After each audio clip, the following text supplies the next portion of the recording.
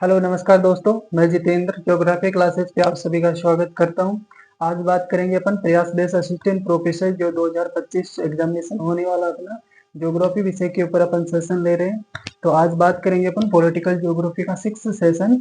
इससे पहले अपने 5 सेशन हो चुके हैं, तो जहाँ पे अपन महत्वपूर्ण थ्योरीज, कॉन्सेप्ट और डेफिनेशंस के बारे में, पॉलिटिक्स का विकास कैसे हो उसके बारे में जाना। आज बात करेंगे 6th सेशन के अंतर्गत सीमा अर्थात बाउंड्री और सीमांत अर्थात फ्रंटियर क्या होता है। ठीक है, यहाँ से आरपीएससी हमेशा एक क्वेश्चन पूछते आ रही है। ठीक है, तो इस संकल्पना को समझेंगे, बाउंड्री क्या होती है और सीमांत तथा फ्रंटियर क्या होता है, इन दोनों में अंतर क्या है। ठीक है, इसको अच्छे से जानेंगे आज अपन। ठीक है, तो सीमा क्या होती है अर्थात बाउंड्री क्या होती है, पॉलिटिक्स में इसकी आवश्यकता क्यों हुई। ठीक है, तो बाउंड्री आप सब जानते हैं, सीमाएं क्या होती है। ठीक है, सामान्यतः जानते हैं अपन दो राज्य या राष्ट्र के बीच में जो उनकी राजनीतिक इकाई को, उनकी प्रभु सत्ता को जो पृथक करती है उसे क्या कहा जाता है, बाउंड्री कहा जाता है या सीमा कहा जाता है। ठीक है, तो इसकी उत्पत्ति कैसे होती है इसके बारे में जानते हैं सबसे पहले। ठीक है, तो इस शब्द की उत्पत्ति कैसे होती है, उत्पत्ति। ठीक है, तो उत्पत्ति कैसे होती है, इसके एक शब्द है कौन सा, सीमा, अंग्रेजी के रूप में अर्थात अंग्रेजी वर्जन क्या है इसका, बाउंड्री। ठीक है, तो इसकी उत्पत्ति भी किससे हुई है, बाउंड से। किस शब्द से हुई है, बाउंड से। बाउंड से क्या हुई है, इसकी उत्पत्ति हुई है, जिसका अर्थ क्या है, बांधना। क्या है, बांधना। बांधना या सीमित करना, इसे क्या कह सकते हैं, सीमित करना, सीमित करना। ठीक है, बांधना या सीमित करना। बांधने या सीमित करने का मतलब क्या है यहाँ पे, जैसे दो राष्ट्र या राज्य हो गए, उनके बीच में जो उनकी प्रभु सत्ता, जहां तक उनका क्षेत्रीय विस्तार है, तो उस क्षेत्रीय विस्तार तक, जो दो राज्यों के बीच में क्षेत्रीय विस्तार को जो पृथक करती है सीमा, उसे क्या कहा जाएगा, बाउंड्री। अर्थात जिसको सीमित करते हैं, बांधती है, उसकी प्रभु सत्ता को सीमित करके रखते हैं, उसके क्षेत्रीय विस्तार को बांधती है, उसे क्या कहा जाता है, सीमा या बाउंड्री कहा जाता है पॉलिटिकल ज्योग्राफी के अंतर्गत। ठीक है, तो इसका मतलब क्या हुआ, बांधना या सीमित करना। अर्थात इसका मतलब क्या कह सकते हैं अपन, कि यह क्या होती है, बाउंड्री क्या होती है, यह राज्य की क्या होती है, राज्य की राजनीतिक, राजनीतिक, राज्य की राजनीतिक इकाई को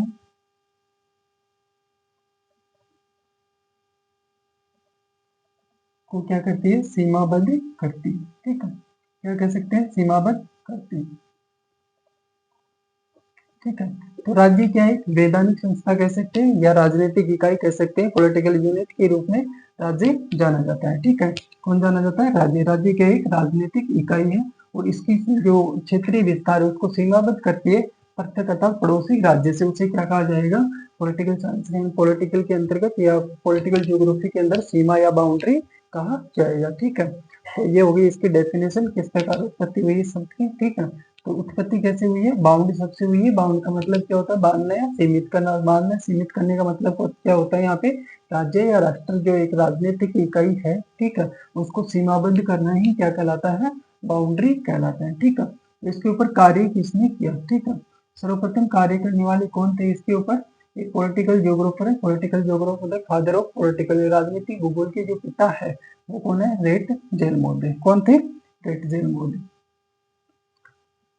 रेटजेल मोडे ने इसके ऊपर क्या किया था, सर्वप्रथम कार्य किया था, किसके ऊपर, सीमा और सीमा तथा बाउंड्री और फ्रंटियर दोनों के ऊपर कार्य करने वाले पहले भूगोलवेता कौन थे, रेटजेल मोडे। ठीक है, रेटजेल मोडे बाउंड्री के बारे में क्या कहते हैं, रेटजेल का पॉलिटिकल ज्योग्राफी सिद्धांत क्या चलता है, राज्य का जैविक विकास का सिद्धांत। ठीक है, तो बाउंड्री को भी क्या जोड़ते हैं, राज्य के एक जीव रूपी त्वचा के रूप में, अर्थात राज्य का एक जीव है। ठीक है, वो जीव की जो त्वचा है, ठीक है, तो वो जो भारी आवरण है जीव के ऊपर, जो त्वचा है, वो क्या करती है, उसे सुरक्षा प्रदान करती है, उसे बाहरी आक्रमणों को क्या करती है, वो सहन करती है। उसी प्रकार बाउंड्री भी क्या होती है, राज्य की एक भारी त्वचा है जो क्या करती है, वहां के बाहरी आक्रमण को सहन करती है और उसको क्या करती है, सुरक्षा प्रदान करती है। रेटजेल के अनुसार उसे क्या कहा जाता है, बाउंड्री कहा जाता है। ठीक है, ऐसा किसने कहा था, रेटजेल मोडे ने, जो कौन है, पॉलिटिकल ज्योग्राफी के पिता है। ठीक है, इसके अलावा बात करें सीमा के बारे में, मतलब डेफिनेशंस की बात करते हैं, जहाँ पे आरपीएस से हमेशा क्वेश्चन पूछते हैं। जैसे इसी बार जो स्कूल व्याख्याता का एग्जामिनेशन हुआ था उसके अंतर्गत भी डेफिनेशन पूछी गई थी सीमा की। ठीक है, तो प्रोफेसर फोंडस मोनी, ठीक है, प्रोफेसर फोंडस, इनकी परिभाषा महत्वपूर्ण है। ठीक है, ये परिभाषा आरपीएससी द्वारा स्कूल व्याख्याता और असिस्टेंट प्रोफेसर बार बार से पूछी जाती है। ठीक है, तो फोंडस मुद्दे क्या कहते हैं कि दो राज्य हो गए। ठीक है, दो राज्यों के बीच में जो उनकी जो सार्वभौमिकता है, ठीक है, सार्वभौमिकता को पड़ोसी राज्य से पृथक करते हैं, उसी की क्या कहा जाता है, बाउंड्री कहा जाता है। उसी को क्या कहा जाता है, सीमा कहा। अपन फोंडस मुद्दे क्या कहते हैं कि सीमाएं क्या करती है, सीमाएं सीमाएं पड़ोसी राज्य की सार्वभौमिकता को क्या करती है, पृथक करती है। क्या करती है, पृथक करती है। उसे क्या राज्य की क्या कह सकते हैं, सीमाएं राज्य की जो सार्वभौमिकता है। ठीक है, सार्वभौमिकता,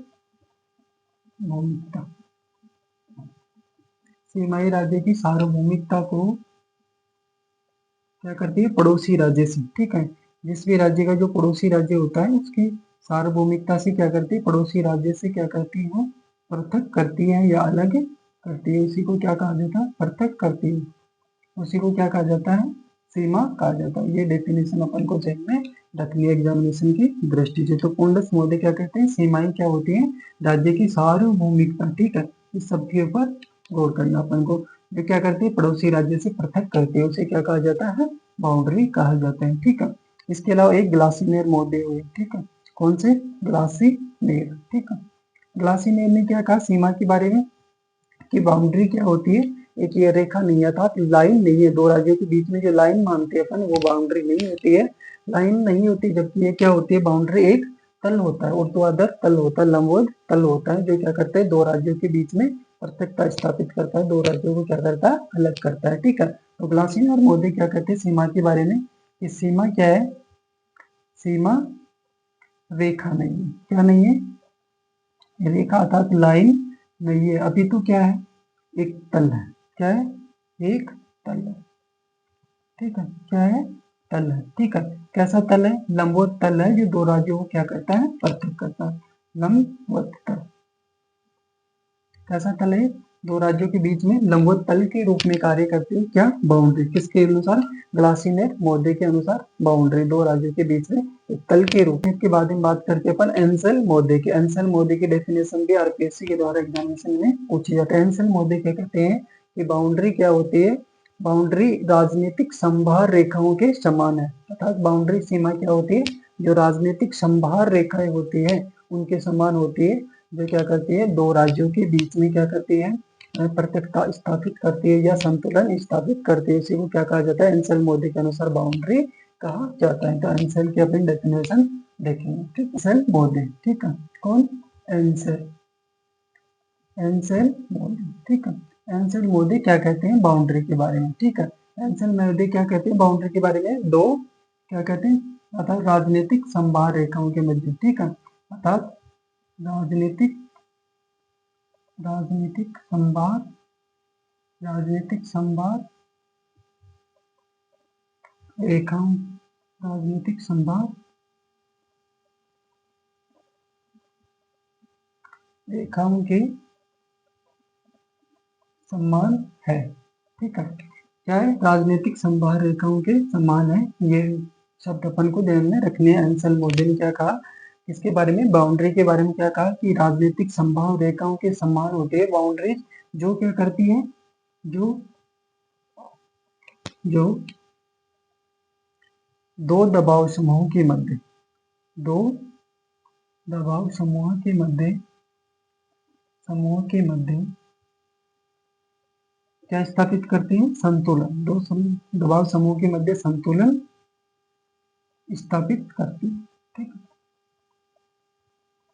स्थापित करती है। ठीक है, उसे क्या कहा जाता है, बाउंड्री कहा जाता है। किसने कहा, एंसेल मोदे ने। ये डेफिनेशन भी अपन को ध्यान में रखनी है। एक तो प्रोफेसर पोंडस मोदे की और दूसरी किसकी, एंसेल मोदे की डेफिनेशन अपन को ध्यान में रखना बाउंड्री के संदर्भ में।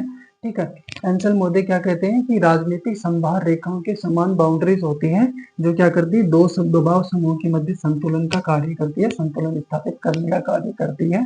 उसे क्या कहा जाता है, बाउंड्री कहा जाता है। किसने कहा था ऐसा, एंसेल मोदी ने, कहीं मूडी मोदी की। ठीक है, किसकी, मूडी मोदी की। ये भी एक महत्वपूर्ण पॉलिटिकल ज्योग्राफर। मूडी क्या कहते हैं कि बाउंड्री क्या होती है, एक राजनीतिक क्षेत्र के रूप में होती है, जो क्या करती है, एक राजनीतिक क्षेत्र के रूप में होती है या राजनीतिक क्षेत्र को सीमाबद्ध करती है, जिसके अंदर राज्य की आंतरिक व्यवस्था क्या होती है, विकसित होती है। ठीक है, तो सीमा क्या होती है, एक क्षेत्रीय रूप में होती है। सीमा क्या होती है, सीमा क्या, एक क्षेत्रीय सीमा, क्षेत्रीय रूप का क्या करती है, क्षेत्रीय रूप का क्या करती है, निर्धारण करती है। ठीक है, निर्धारण करती है, जिसके अंदर क्या होता है, जिसके अंतर्गत अंतर्गत राज्य की क्या होती है, राज्य की आंतरिक व्यवस्था, राज्य की आंतरिक व्यवस्था का क्या होता है, विकास होता है, या राज्य की आंतरिक व्यवस्था क्या होती है, वहां पे विकसित होती है। ठीक है, उसे क्या कहा जाता है, बाउंड्री कहा जाता है। ऐसा किसने कहा था, मूडी मोदी ने कहा था। ये डेफिनेशन भी अपन को ध्यान में रखना है। सीमा क्या है, क्षेत्रीय रूप का निर्धारण करती है, जो क्या करती है, जिसके अंतर्गत राज्य की आंतरिक व्यवस्था क्या होती है, विकसित होती है। राज्य की आंतरिक व्यवस्था उस बाउंड्री के अंदर विकसित होती है। राज्य की क्या व्यवस्था, जो आंतरिक व्यवस्था, जो भी उसकी व्यवस्था होती है राज्य की अपनी, वो कहाँ पे विकसित होती है, क्षेत्रीय रूप में सीमागत बाउंड्री के अंतर्गत होती है। ठीक है, अर्थात इसका मतलब क्या है, केंद्रीय रूप में कार्य कर रही है बाउंड्री। ठीक है, ऐसा कौन कहता है, मूडी मोदी कहते हैं। ठीक है, तो इस प्रकार बाउंड्रीज की अपन एंसल की डेफिनेशन देखी, मूडी की, प्रोफेसर पॉन्डेस की, मोदी की। ठीक है, इसके अलावा ग्लासिनेर की। ये 4 डेफिनेशन अपन को ध्यान में रखनी है, जहाँ से क्वेश्चन पूछा जाता है। ठीक है, अब बात करेंगे अपन बाउंड्रीज विशेषताएं क्या होती है, बाउंड्रीज की विशेषताएं या प्रकृति किस प्रकार की होती है। ठीक है, इसके बारे में अपन बात करते हैं आगे। ठीक है, विशेषताएं, विशेषताएं। ठीक है, अब देखो विशेषताएं क्या क्या होती है बाउंड्रीज की। ठीक है, तो बाउंड्रीज कैसे होती है, जैसे अंतरराष्ट्रीय या राज्य के अंदर, दो राज्यों के बीच में जो बाउंड्रीज होती है वो कैसी होती है, कृत्रिम होती है। कैसी होती है, अंतरराष्ट्रीय, अंतरराष्ट्रीय, अंतरराष्ट्रीय सीमाएं कैसी होती है, कृत्रिम होती है। कैसे होती है, कृत्रिम होती है, कृत्रिम होती है। ठीक है, एक लाइन अपन को ये याद रखना है। ठीक है, किसी बाउंड्रीज की विशेषताओं के अंदर अंतरराष्ट्रीय सीमाएं कैसी होती है, कृत्रिम रूप में होती है। तो अंतरराष्ट्रीय सीमाएं कैसी होती है, कृत्रिम होती है। ठीक है, विशेषताओं के अंदर और क्या देख सकते हैं अपन, बाउंड्रीज कहती होती है भौतिक बाधाओं के फलस्वरूप, भौतिक बाधाओं के सहारे स्थापित होती है। ठीक है, भौतिक बाधाओं के, भौतिक बाधाओं, भौतिक बाधाओं के रूप में होती है। ठीक है, किस रूप में दिखाई देती है अपन को, भौतिक बाधाओं के रूप में, जैसे पर्वतीय क्षेत्र के सहारे, नदी के क्षेत्र, ठीक है, प्राकृतिक रूप से पठारी क्षेत्र, ठीक है, दलदल क्षेत्र, ठीक है, इनके सारे बाउंड्रीज का क्या किया जाता है, निर्धारण किया जाता है। इसलिए भौतिक बाधाओं के सहारे इनका क्या किया जाता है, निर्धारण किया जाता है। ठीक है, इसके अलावा क्या होता है कि भौतिक अर्थात बाउंड्रीज के अंदर परिवर्तन कब होता है, तो राज्य की जो संप्रभुता है उसमें परिवर्तन होता है, तो उसके साथ ही क्या होता है, बाउंड्रीज की अंतर्गत भी क्या हो जाता है, परिवर्तन होता है। ठीक है, तो राज्य की प्रभुसत्ता या संप्रभुता,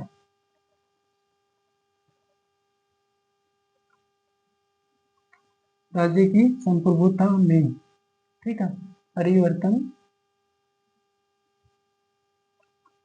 होने के साथ ही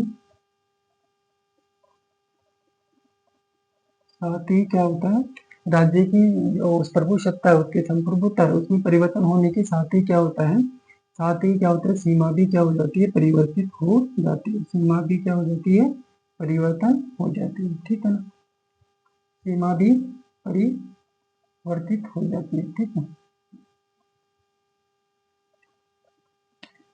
इसके अलावा क्या देख सकते हैं विशेषताओं के अंतर्गत। ठीक है, इसका मतलब जान गए राज्य की प्रभुसत्ता। ठीक है, उसमें परिवर्तन होगा तो बाउंड्री में भी क्या हो जाएगा, परिवर्तन हो जाएगा। सीमाएं किस रूप में कार्य करती है, केंद्रीय शक्ति के रूप में क्या करती है, कार्य करते हैं। ठीक है, सीमाएं किस रूप में कार्य करती है, केंद्रीय शक्ति के रूप में कार्य करती है। ठीक है, केंद्रीय शक्ति के रूप में कार्य कर सकती है, या इसको क्या कह सकते हैं, आंतरिक व्यवस्था से संबंधित होती है। ठीक है, आंतरिक व्यवस्था से संबंधित होते हैं। राज्य की जो आंतरिक व्यवस्था होती है वो किसके अंतर्गत होती है? बाउंड्रीज के अंतर्गत होती है, ठीक है। इसलिए केंद्रीय शक्ति या आंतरिक व्यवस्था के रूप में जाना जाता है किसको? बाउंड्री को, ठीक है।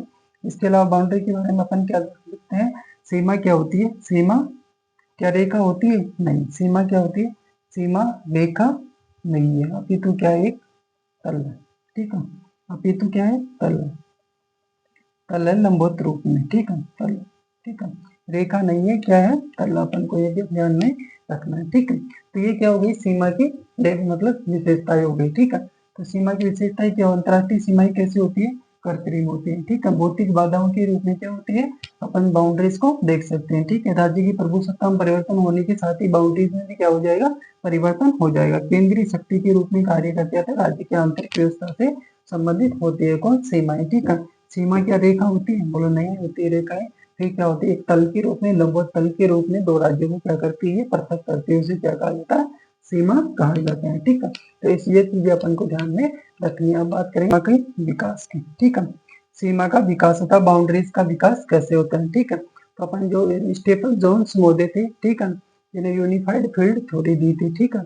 उन्होंने क्या बताया कि सीमाओं का मतलब जो विकास होता है दो राज्यों के बीच में, दो राष्ट्रों के बीच में, तो सीमाओं का विकास कितनी प्रकार से बताया उन्होंने?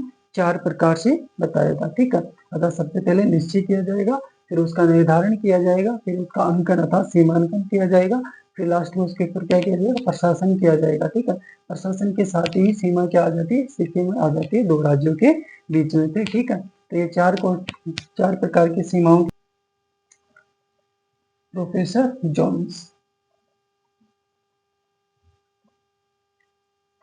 जोन्स के अनुसार सीमा का विकास, ठीक है।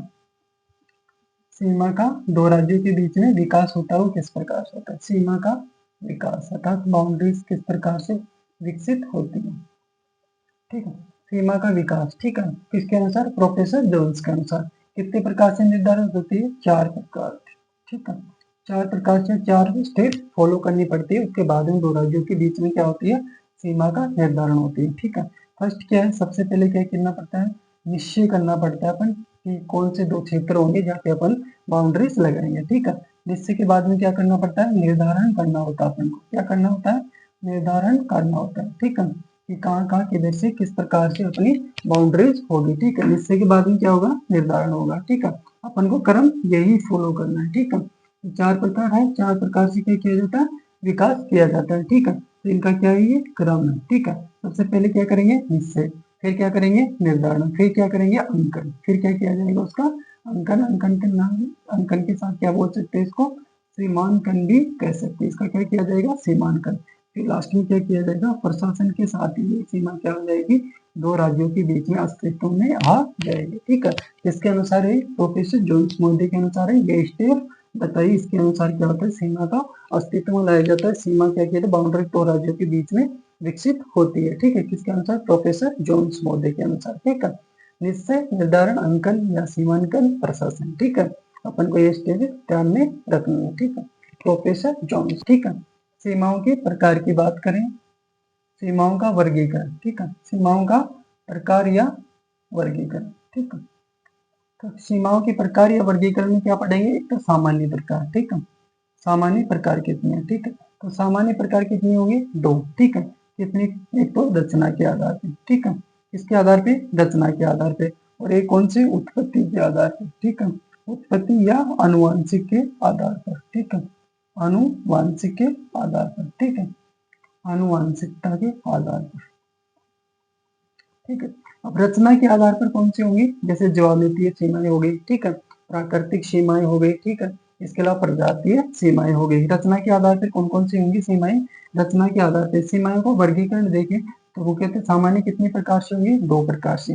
पहले कौन सी होगी? रचना के आधार पर। दूसरी कौन सी होगी? उत्पत्ति या आनुवांशिकता के आधार पर सीमाओं के प्रकार, ठीक है। रचना के आधार पर सीमाएं कितनी प्रकार की होंगी? 3 प्रकार की। कितनी प्रकार की होंगी? 3 प्रकार की। कौन कौन सी सीमाएं? प्रजातीय सीमाएं, ठीक है। कौन सी सीमाएं? प्रजातीय सीमाएं। दूसरी कौन सी होंगी? ज्यामितीय सीमाएं या ज्यामितीय सीमाएं, ठीक है। ज्यामितीय सीमाएं। और तीसरी कौन सी होंगी? प्रजातीय सीमाएं, ज्यामितीय सीमाएं और प्राकृतिक सीमाएं, ठीक है। कौन सी सीमा? प्राकृतिक सीमा, ठीक है। प्राकृतिक सीमा। ठीक है, ये 3 प्रकार की रचना के आधार पे सीमाएं होती है। ठीक है, अपन को ध्यान में रखना। प्रजातीय सीमाएं कौन सी होती है? प्रजातीय सीमाएं वो होती है दो राज्यों के बीच में या दो देशों के बीच में जहाँ सांस्कृतिक विकास के आधार पर या सांस्कृतिक वहाँ की कल्चर के आधार पर सीमाओं का निर्धारण किया जाता है। कल्चर में जैसे भाषा हो गई, धर्म हो गई, जाति हो गई, उसके आधार पर दो राज्यों के बीच में अगर बाउंड्रीज लगाई जाती है या बाउंड्री को अस्तित्व में लाया जाता है तो वहाँ पे क्या होती है? प्रजातीय सीमाएं होती है। ज्यामितीय सीमाएं कौन सी होती है? जो दो राज्यों या देश के बीच में अक्षांश और देशांतर के माध्यम से सीमाओं का वर्णन किया जाता है। सीमाओं को वहाँ पे बाउंड्रीज को अस्तित्व में लाया जाता है दो देशों या राज्यों के बीच में अक्षांश देशांतर के आधार पर, तो उसे ज्यामितीय सीमाएं कहा जाएगा। प्राकृतिक सीमाएं कौन सी होती है? जो दो राज्यों या देश के बीच में जहाँ नदी, पर्वत और पठार आदि के माध्यम से या कोई भी दलदल क्षेत्र, डेजर्ट क्षेत्र, ठीक है, इस प्रकार के एरिया तथा जो प्राकृतिक, भौतिक, जो फिजिकल रूप से जुड़ा हुआ है वहाँ उसके सारे क्या किया जाता है? बाउंड्रीज का निर्धारण किया जाता है। तो वो कौन सी होगी? रचना के आधार पे प्राकृतिक सीमा हो गई। ठीक है, अब बात करते हैं उत्पत्ति या आनुवंशिकी के आधार पर। तो इसके ऊपर कार्य करने वाले 1936 के अंतर्गत कौन है? होटसोन-मोदे। कौन सा? होटसोन। ठीक है, कौन है? होटसोन-मोदे। ठीक है, तो होटसोन-मोदे ने 1936 के अंतर्गत जो बाउंड्रीज के प्रकार बताए वो उत्पत्ति या आनुवंशिकता के आधार पे बताए। ठीक है, उन्होंने किस आधार पे बताए? तो उत्पत्ति और आनुवंशिकता के आधार पे होटसोन ने 1936 में। ठीक है, कितनी प्रकार की सीमाएं बताई इन्होंने? प्रकार कितने बताए? 4। ठीक है, कितनी प्रकार की सीमाएं बताई? 4 प्रकार की बताई। ठीक है, और इनका आधार क्या था? आधार बात करें तो आधार क्या था? किस आधार पे इन्होंने सीमाएं बताई? तो वो बताई थी सांस्कृतिक आधार पे। ठीक है, किसके आधार पे? सांस्कृतिक आधार पे, अर्थात किसी देश या राज्य में सांस्कृतिक विकास किस प्रकार से हुआ है। ठीक है, इस प्रकार से वहाँ पे क्या होता है? सांस्कृतिक विकास के साथ ही बाउंड्रीज का निर्धारण होता है राज्यों के बीच में। ऐसा कौन कहता है? होटसोन-मोदे कहते हैं। ठीक है, तो इन्होंने कितने प्रकार की सीमाएं बताई? 4 प्रकार की। ठीक है, इन्होंने सीमाओं का जो नामकरण किया होटसोन-मोदे ने, नामकरण वो किसका आधार पे किया है? नामकरण किस आधार पे किया है? नदी प्रणाली के आधार पर। किस आधार पे किया है? नदी प्रणाली के आधार पर इन्होंने नामकरण किया है बाउंड्रीज का। ठीक है, 4 प्रकार की सीमाएं कौन कौन सी बताई इन्होंने? पहली पर अनुवर्ती सीमा। पहली कौन सी है? अनुवर्ती सीमा। ठीक है, यह सांस्कृतिक विकास के साथ ही क्या होता है? दो राज्यों के बीच में सीमा का विकास होता है, जैसे अमेरिका और मतलब अमेरिका के अंदर यूएसए और कनाडा के मध्य होता है। ठीक है, तो वहाँ पे किस प्रकार की सीमाएं? दो देशों के बीच में अनुवर्ती प्रकार की सीमाएं। ठीक है, अनुवर्ती के बाद में कौन सी होगी? पूर्ववर्ती। ठीक है, कौन सी होगी? पूर्ववर्ती सीमाएं। ठीक है, कौन सी सीमाएं? पूर्ववर्ती, जहाँ क्या होता है? सांस्कृतिक विकास के बाद में क्या होता है? सीमा का विकास होता है। ठीक है, पूर्व अनुवर्ती, पूर्ववर्ती और ये कौन सा होता है? परवर्ती। ठीक है, इसके बाद में कौन सा होता है? परवर्ती सीमा। ठीक है, परवर्ती सीमा। उसके बाद में कौन सी होती है? अनुवर्ती, परवर्ती और पूर्ववर्ती। इसके बाद में कौन सी होती है? अध्यारोपित सीमाएं। ठीक है, कौन सी होती है? अध्यारोपित सीमाएं। ये 4 प्रकार की सीमाएं कितनी बताई है? होटसोन-मोदे ने बताई है 1936 के। अध्यारोपित के बाद में कौन सी है? तीसरी कौन सी होगी? अध्यारोपित। यहाँ पे परवर्ती सीमा कौन सी होती है? परवर्ती सीमा होती है। अनुवर्ती सीमा को ही क्या कहा जाता है? परवर्ती। पहली कौन सी बताई? होटसोन ने पूर्ववर्ती सीमा। ठीक है, पूर्ववर्ती का मतलब है सांस्कृतिक विकास से पहले। ठीक है, सांस्कृतिक विकास के बाद में होगी वो कौन सी होगी? अनुवर्ती, जिसे क्या कह सकते हैं? परवर्ती। ठीक है, फिर तीसरी सीमा कौन सी होगी? सांस्कृतिक विकास के बाद में या फिर जहाँ दो राज्यों या दो देशों के बीच में या समान कल्चर, संस्कृति का विकास होता है, वहाँ पे कौन सी होगी? तीसरी प्रकार की सीमा होगी। वहाँ पे कौन सी? अध्यारोपित सीमा होगी। ठीक है, इसके बाद में चौथी सीमा कौन सी बताते हैं? वो अवशिष्ट सीमा बताती है, जहाँ पहले कभी सीमा का विस्तार तय सीमा अस्तित्व में थी लेकिन वर्तमान में वो अवशिष्ट रूप में बची हुई है। ऐसी सीमा कौन सी होती है? अवशिष्ट सीमा होती है। ये चौथी प्रकार की सीमा बताई किसने? होटसोन-मोदे ने। ठीक है, तो होटसोन की 4 सीमाएं कौन कौन सी होगी? ठीक है, पूर्ववर्ती सीमा, अनुवर्ती सीमा, अध्यारोपित सीमा और अवशिष्ट सीमा। ये 4 प्रकार की सीमा बताई किसने? होटसोन-मोदे ने। ठीक है, तो ये अपन को ध्यान रखना है। सीमा का प्रकार या वर्गीकरण सामान्यतः कितनी प्रकार की? 2 प्रकार की। रचना के आधार पर, उत्पत्ति के आधार पर। रचना के आधार पर प्रजाति, ज्यामिति और प्राकृतिक। ठीक है, उत्पत्ति के आधार पे ठीक है कौन कौन सी होगी? पूर्ववर्ती, अनुवर्ती, अध्यारोपित और अवशिष्ट। ठीक है, इसके अलावा सीमाओं की बात करें तो लॉर्ड कर्जन-मोदे। ठीक है, कौन? Lord Curzon. लॉर्ड कर्जन ने कितनी प्रकार की सीमाएं बताई? यहाँ पे 2 प्रकार की सीमाएं बताई। कौन कौन सी? एक तो प्राकृतिक, जो पर्वत, पठार, नदीगत क्षेत्रों के आधार पे अस्तित्व में आती है उनके आधार पे। वो कौन सी होती है? प्राकृतिक सीमा। और दूसरी कौन सी होती है? कृत्रिम सीमाएं। ठीक है, तो ये लॉर्ड कर्जन ने दो प्रकार की सीमाएं बताई, प्राकृतिक सीमाएं और कृत्रिम सीमाएं। ठीक है, अब बात करते हैं कि अपन सीमाओं के प्रकार की। ठीक है, सामान्य प्रकार में पढ़ा था अपनी रचना के आधार पे तीन प्रकार की सीमाएं। ठीक है, पहली कौन सी थी? प्राकृतिक। ठीक है, प्राकृतिक में अपन देखते हैं सबसे पहले पर्वतीय सीमाएं। ठीक है, कौन सी सीमाएं? पर्वतीय सीमाएं, अर्थात पर्वतों के माध्यम से कौन कौन से देशों के बीच में सीमा बाउंड्रीज का निर्धारण होता है। पर्वतीय सीमा, पर्वतीय सीमा। ठीक है, तो पर्वतीय सीमा के अंदर सबसे पहले मैं बात करता हूँ डेग्रेक पर्वत की। कौन से पर्वत की? डेग्रेक पर्वत। डेग्रेक पर्वत कौन सा पर्वत है? डेग्रेक पर्वत, जो किन दो देशों के बीच में सीमा का निर्धारण करता है? ये सीमा का निर्धारण करता है कंबोडिया और वियतनाम के बीच में। किसके बीच में करता है? कंबोडिया, कंबोडिया और वियतनाम के बीच में। किसके बीच में? कंबोडिया और वियतनाम के बीच। कंबोडिया और वियतनाम के बीच में जो सीमा का निर्धारण करता है वो पर्वतीय सीमा का तथा प्राकृतिक सीमा। और वो कैसी सीमा है? पर्वतीय सीमा। और किस पर्वत के माध्यम से सीमा का निर्धारण होता है? यहाँ पे बाउंड्रीज अस्तित्व में है डेग्रेक पर्वत के माध्यम से। ठीक है, डेग्रेक पर्वत। इसके बाद में बात करता हूँ मैं पिनेरीज पर्वत। ठीक है, कौन सा पर्वत? पिनेरीज पर्वत। ठीक है, पिनेरीज पर्वत। ठीक है, ये कहाँ पे है? यूरोप के अंतर्गत। ठीक है, और ये किसके बीच में सीमा का निर्धारण करता है? फ्रांस। किसके बीच में? फ्रांस, फ्रांस और किसके बीच में सीमा का निर्धारण करता है? स्पेन के बीच में। किसके बीच में? फ्रांस और स्पेन के बीच में जो सीमा का निर्धारण होता है, बाउंड्री बनती है, वो किसके माध्यम से बनती है? पिनेरीज पर्वत के माध्यम से बनती है, जो एक प्राकृतिक सीमा का निर्धारण करती है। ठीक है, इसके अलावा बात करते हो अपना जो भारतीय जो हिमालय पर्वतमाला है। ठीक है, कौन सा? हिमालय पर्वतमाला। हिमालय पर्वतमाला के माध्यम से किन दो देशों की सीमा का निर्धारण होता है? भारत और नेपाल। ठीक है, भारत और नेपाल। किसके बीच में? भारत और नेपाल। ठीक है, इसी के साथ बात करूं, हिमालय के साथ ही एक पर्वत जुड़ा हुआ है, हिंदू कुश पर्वत। ठीक है, कौन सा पर्वत? हिंदू कुश पर्वत। ठीक है, तो हिंदू कुश पर्वत किस किस के बीच में है? पाकिस्तान के बीच में, पाकिस्तान के बीच में और अफगानिस्तान के बीच में सीमा बनाता है। अफगानिस्तान के बीच में सीमा बनाता है। तो पाकिस्तान और अफगानिस्तान के बीच में जो प्राकृतिक सीमा होती है किसके माध्यम से बनते हैं? हिंदू कुश पर्वत के माध्यम से। ठीक है, हिमालय का ही एक भाग है अराकान योमा। ठीक है, अराकान योमा पर्वत। ठीक है, कौन सा पर्वत है? अराकान योमा पर्वत, जो किस किस के बीच में सीमा बनाता है? म्यांमार के बीच में। ठीक है, म्यांमार और किसके बीच में? बांग्लादेश। कौन सा देश है? बांग्लादेश। ठीक है, तो बांग्लादेश और म्यांमार के बीच में जो सीमा का निर्धारण होता है वो अराकान योमा पर्वत के माध्यम से होता है। ठीक है, तो यहाँ पे देख लिया अपन ने हिमालय पर्वतमाला भारत और नेपाल, हिमालय का ही भाग हिंदू कुश पर्वत जो पाकिस्तान अफगानिस्तान के बीच में, अराकान योमा किसके माध्यम से? ये म्यांमार और बांग्लादेश के बीच में सीमा का निर्धारण करती है। ठीक है, इसके बाद में बात करते हैं अपन एक यूरोप का ही पर्वत है आल्पस पर्वतमाला। कौन सा पर्वतमाला? आल्पस पर्वतमाला। ठीक है, अब आल्पस पर्वतमाला किन किन के बीच में सीमा बनाता है? तो इसके लिए याद रखना अपन को JFSI। ठीक है, JFSI क्या याद रखना है? JFSI। ठीक है, ये क्या करेगा? अल्पस पर्वत के बीच में इन देशों के बीच में क्या करेगा? प्राकृतिक सीमा का निर्धारण करेगा। ठीक है, तो अल्पस पर्वत के बीच में। ठीक है, जे का मतलब क्या है यहाँ पे? जर्मन। कौन है? जे का मतलब कौन है यहाँ पे? जर्मन। ठीक है, एफ का मतलब कौन है यहाँ पे? फ्रांस। ठीक है, एस का मतलब कौन है यहाँ पे? स्विट्जरलैंड। कौन है? स्विट्जरलैंड। ई का मतलब क्या है यहाँ पे? इटली। कौन है यहाँ पे? इटली। ठीक है, तो इन चार देशों के मध्य जो सीमा, प्राकृतिक सीमा का निर्धारण पर्वतीय रूप के द्वारा होता है, पर्वतीय निर्धारण द्वारा होता है, वो कौन सी पर्वत है?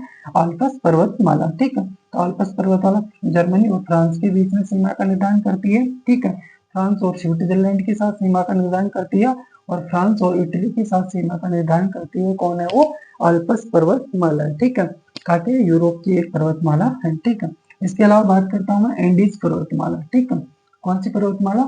एंडीज पर्वतमाला। ठीक है, एंडीज पर्वतमाला कहाँ पे है? दक्षिणी अमेरिका के अंतर्गत। ठीक है, कौन से में? एंडीज पर्वतमाला दक्षिणी अमेरिका के अंतर्गत है। जो किस किस के बीच में सीमा का निर्धारण करता है? चिली। ठीक है, चिली और अर्जेंटीना के बीच में। ठीक है, किसके बीच में? चिली और अर्जेंटीना के मध्य सीमा का निर्धारण कौन करता है? एंडीज पर्वतमाला सीमा का निर्धारण करता है यहाँ पे, ठीक है। तो चिली और एंडीज मतलब एंडीज पर्वतमाला जो प्राकृतिक सीमा का निर्धारण करता है वो किन देशों के मध्य करता है, चिली और अर्जेंटीना के बीच में करता है, ठीक है। तो इन सबको अपन को ध्यान में रखना है, ठीक है। बार बार से अपन को इनको पढ़ेंगे, ठीक है। लोकेशन अर्थात मैपिंग के माध्यम से करेंगे इनको, तो याद रहेगा, यहाँ से क्वेश्चन बनने की चांसेस पूरे पूरे रहते हैं, ठीक है। तो पर्वतीय सीमाओं के बारे में अपन ने जाना है, ठीक है। तो अपन को ध्यान रखना है एंडीज पर्वत चिली और अर्जेंटीना के बीच में सीमा प्राकृतिक रूप से बनाता है, ठीक है। नदीकृत सीमाओं के बारे में बात करते हैं अपन, ठीक है। इनके बारे में नदीकृत सीमा पर्वतीय के बारे में किसके ऊपर आएंगे, नदीकृत। अब बात करते हैं नदीकृत सीमाएं कौन कौन सी, ठीक है। नदियों के द्वारा निर्मित प्राकृतिक सीमाएं, नदीकृत सीमाएं ये भी किसके अंतर्गत आएगी, रचना के आधार पर प्राकृतिक सीमाओं के अंतर्गत, ठीक है। तो नदीकृत सीमाओं के अंतर्गत कौन कौन आएगा, सबसे पहले बात करते हैं अपन सेंट लॉरेंस नदी, ठीक है। सेंट लॉरेंस नदी, सेंट लॉरेंस नदी कहाँ पे है, उत्तरी अमेरिका के अंतर्गत, ठीक है। और ये किन देशों के बीच में सीमा बनाती है, उत्तरी अमेरिका के अंदर। सेंट लॉरेंस नदी कहाँ से उद्गमित होती है, सेंट लॉरेंस अर्थात सेंट लॉरेंस की जो झील है, अर्थात लॉरेंस की झील है, ठीक है ना, जो वहाँ पे जो 5 झीलें है, ठीक है, 5 झीलें वहाँ पे, ठीक है। वहीं से जो ग्रेट सॉल्ट जिनको क्या बोलते हैं, महान झीलें बोलते हैं अमेरिका की, ठीक है, उन ग्रेट लेक्स के अंतर्गत ही एक सेंट लॉरेंस झील है, वहीं से क्या निकलती है, सेंट लॉरेंस नदी निकलती है, ठीक है। तो सेंट लॉरेंस नदी किन किन के बीच में सीमा बनाती है, कनाडा और यूएसए के बीच में, कनाडा और यूएसए के बीच में क्या करती है, सीमा का निर्धारण करती है, जो प्राकृतिक रूप से एक नदीकृत सीमा, ठीक है। सेंट लॉरेंस के बाद में बात करूंगा किसकी, रियो ग्रांडे नदी, ये भी किसकी है, रियो ग्रांडे नदी, ये भी किसकी है, रियो ग्रांडे नदी, ठीक है। रियो ग्रांडे नदी भी किसकी है, उत्तरी अमेरिका की है, ठीक है। और ये सीमा का निर्धारण काफी करती है यूएसए और मैक्सिको के बीच में, किसके बीच में करती है, यूएसए और मैक्सिको के बीच में सीमा का निर्धारण करते हैं, मैक्सिको के बीच में क्या करती है, सीमा का निर्धारण करती है। तो यूएसए और मैक्सिको के बीच में जो प्राकृतिक सीमा बनाती है वो कौन सी नदी है, रियो ग्रांडे नदी है, ठीक है। कौन सी नदी है, रियो ग्रांडे नदी, ठीक है। इसके अलावा बात करूंगा ऑरेंज नदी, ठीक है। ऑरेंज नदी कहाँ की है, ऑरेंज नदी है अफ्रीका महाद्वीप की, ठीक है, ऑरेंज नदी, ठीक है। तो ऑरेंज नदी किन किन के बीच में सीमा का निर्धारण करती है, एक तो दक्षिणी अफ्रीका, कौन सा है, दक्षिणी अफ्रीका, ठीक है। अफ्रीका महाद्वीप का दक्षिणतम जो राज्य है, ठीक है, वो कौन सा है, दक्षिणी अफ्रीका, ठीक है। दक्षिणी अफ्रीका और किसके बीच में सीमा का निर्धारण करती है, नामीबिया के बीच में, किसके बीच में, नामीबिया के बीच में, ठीक है, नामीबिया के बीच में, ठीक है। तो नामीबिया और दक्षिणी अफ्रीका के बीच में जो सीमा का निर्धारण करती है वो कौन सी है, ऑरेंज नदी, ये भी अपन को ध्यान में रखना है, ठीक है। और दक्षिणी अफ्रीका की एक नदी और है, कौन सी नदी है, ओके वांगो नदी, ठीक है, ओके वांगो नदी, ओके वांगो नदी, ठीक है। ये किसके बीच में सीमा का निर्धारण करती है, ये करती है अंगोला, ठीक है। कौन सा है देश, अंगोला, और किसके बीच में, नामीबिया के बीच में, ठीक है। नामीबिया और अंगोला के बीच में जो सीमा का निर्धारण करती है वो कौन सी नदी है, ओके वांगो, ठीक है, नामीबिया के बीच, ठीक है। तो नामीबिया और अंगोला के बीच में जो सीमा का निर्धारण करती है वो कौन सी नदी है, ओको वांगो नदी है, ठीक है। इससे पहले पढ़ा अपन ने ऑरेंज नदी, वो भी अफ्रीका की है, और ये किसके बीच में सीमा का निर्धारण करती है, दक्षिणी अफ्रीका और नामीबिया के बीच में, ठीक है।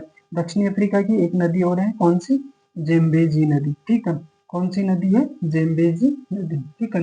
जेम्बेजी नदी किसके नाम, किन किन का सीमा का निर्धारण करती है, जेम्बेजी नाम से ही पता आपको, जिम्बाब्वे, ठीक है, किसके बीच में, जिम्बाब्वे, जिम्बाब्वे और जाम्बिया के बीच में, जिम्बाब्वे और जाम्बिया के बीच में क्या करती है, सीमा का निर्धारण करती है। जिम्बाब्वे और जाम्बिया के बीच में जो सीमा का निर्धारण करती है वो कौन सी नदी है, जेम्बेजी नदी, जो भी एक क्या अफ्रीका की नदी है, ठीक है। तो कौन कौन सी नदी पढ़ी अपन, सेंट लॉरेंस नदी कनाडा और यूएसए के बीच में, और रियो ग्रांडे नदी यूएसए और मैक्सिको के बीच में सीमा का निर्धारण करती है, ऑरेंज नदी दक्षिण अफ्रीका और नामीबिया के बीच में, ओकेवांगो नदी, ओके वांगो नदी, ठीक, ओकेन वांगो नदी अंगोला और नामीबिया के बीच में, जेम्बेजी नदी जिम्बाब्वे और जाम्बिया के बीच में सीमा का निर्धारण करती है, ठीक है। इसके अलावा अपन बात करते हैं आमूर नदी, ठीक है, आमूर नदी, ठीक है।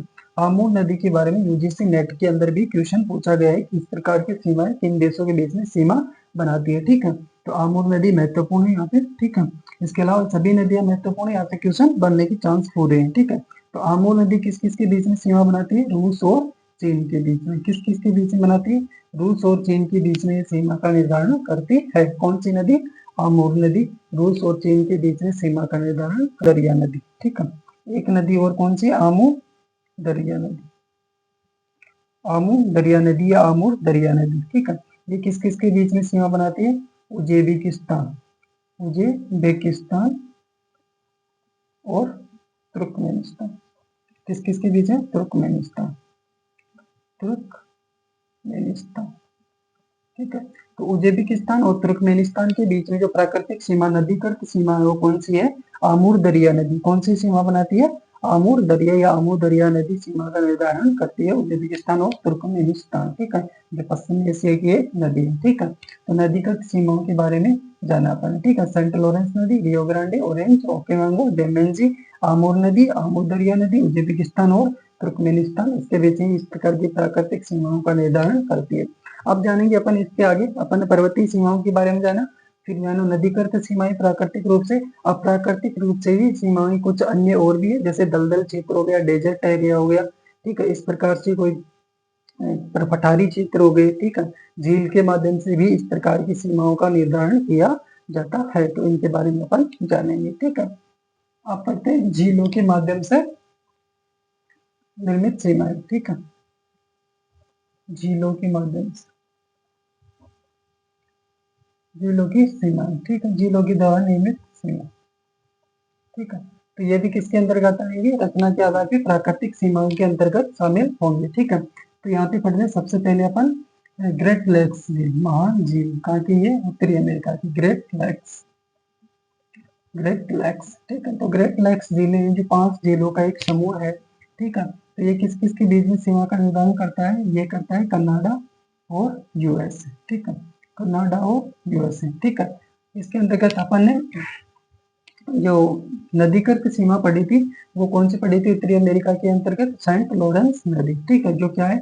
ग्रेट लेक्स की एक झील है, वहीं से निकलती उद्गमित होती है, वहीं से ग्रेट लेक्स सीमा निर्धारण करती है झीलों के माध्यम से, अर्थात झील कर सीमा का निर्धारण करती है प्राकृतिक रूप से कनाडा और यूएसए के बीच में। ठीक है, इसी के अंतर्गत सेकंड जानते हैं अपन, सेकंड झील कौन सी होगी? विक्टोरिया झील। ठीक है, जो क्या है? अफ्रीका की एक झील है। ठीक है, विक्टोरिया झील। ठीक है, विक्टोरिया झील किस किस के बीच में सीमा का निर्धारण करती है? ठीक है, तो विक्टोरिया करती है Uganda, Uganda, Kenya, Uganda, Kenya और तंजानिया। ठीक है, युगांडा, केन्या और तंजानिया, इनके बीच में क्या करती है? सीमा का निर्धारण करती है। ठीक है, कितने देशों के बीच में विक्टोरिया झील सीमा का निर्धारण करती है? 3 देशों के बीच में। अफ्रीकी 3 देश है, वहां पे सीमा का निर्धारण प्राकृतिक रूप से कौन सी झील करती है? विक्टोरिया झील करती है। युगांडा, केन्या और तंजानिया के बीच में सीमा का निर्धारण किसके माध्यम से होता है? विक्टोरिया झील के माध्यम से। ठीक है, तीसरे कौन से हैं? तीसरी अपनी चाड झील, ये भी कौन सी है? अफ्रीका की एक झील है। ठीक है, कौन सी झील है? चाड झील। ठीक है, चाड झील किन किन देशों के बीच में सीमा का निर्धारण करती है? ठीक है, चाड से ये एक तो चाड देश, ठीक है, चाड राज्य। ठीक है, चाड के बाद में कौन सा हो गया? नाइजर। ठीक है, कौन सा है? नाइजर। ठीक है, तीसरा कौन सा हो गया? नाइजीरिया। ठीक है, नाइजर, नाइजीरिया। ठीक है, नाइजर, नाइजीरिया। ठीक है, इसके अलावा कौन सा हो गया? 5वां कैमरून। ठीक है, कैमरून। ठीक है, तो इन देशों के साथ कितने देश हो गए? 4 देश। ठीक है, तो इन 4 देशों के साथ, अफ्रीकी 4 देशों के साथ प्राकृतिक सीमा, एक झील करके सीमा का निर्माण कौन करती है? बाउंड्री का निर्माण कौन करती है? चाड झील करती है। कौन कौन से देश हो गए? चाड, नाइजर, नाइजीरिया और कैमरून। ठीक है, तो ये 3 झील, अपने 3 लेक्स महत्वपूर्ण है, उनको याद रखना है एग्जामिनेशन की दृष्टि से, यहाँ से क्वेश्चन बन सकता है। ठीक है, तो ग्रेट लेक किस किस के बीच में सीमा निर्धारण करता है? यूएसए और कनाडा के बीच में। विक्टोरिया किसके मध्य? युगांडा, केन्या और तंजानिया के बीच में। चाड झील चाड, नाइजर, नाइजीरिया और कैमरून के बीच में प्राकृतिक सीमा, नदीकृत सीमा का क्या करती है? निर्धारण करती है।